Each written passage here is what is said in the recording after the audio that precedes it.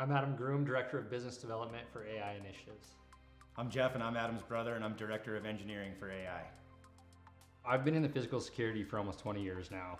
When we started thinking about a business, a concept, how we bring technology to market, I think we've always had this idea that we have so many relationships within this space that if we can come up with a solution that solves a problem within security, then that's ideal. You know, we know the channel, we know the manufacturers, we know the technology, we know the nuances that are really learned over being in the industry for a long time. We were trying to solve problems that we actually had. So like a lot of the work that we were doing was, how do you solve complex workflows and access data within complex security systems like access control? How do you move data out of them? How do you get it?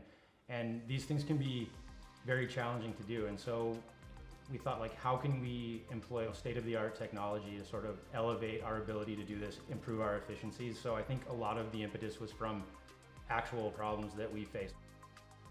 The problem we're trying to solve is to assist people in doing complex things in a very streamlined and efficient way, just by describing what it is they want to have happen in language that they're familiar with. Some of those things might be, how do we massively increase efficiencies around system configuration for the channel?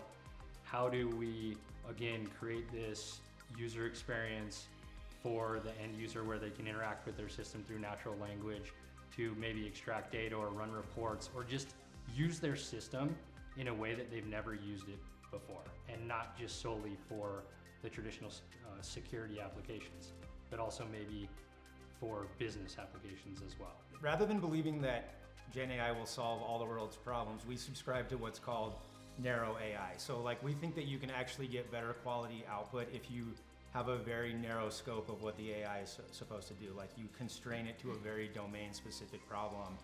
And that way, you know, you have less concern about it doing random things that are unpredictable that that you might worry about. And you don't cast too wide a net where you're trying to do too much and it might do some things well but not other things. Like, we really want to focus it on solving specific problems one by one. I think that's our approach. There's a lot of potential use cases that have been explored. We've socialized some of them and they seem to have received a great response, but we're still going through this process to validate what the best and most morphine problem is that we can solve with generative AI.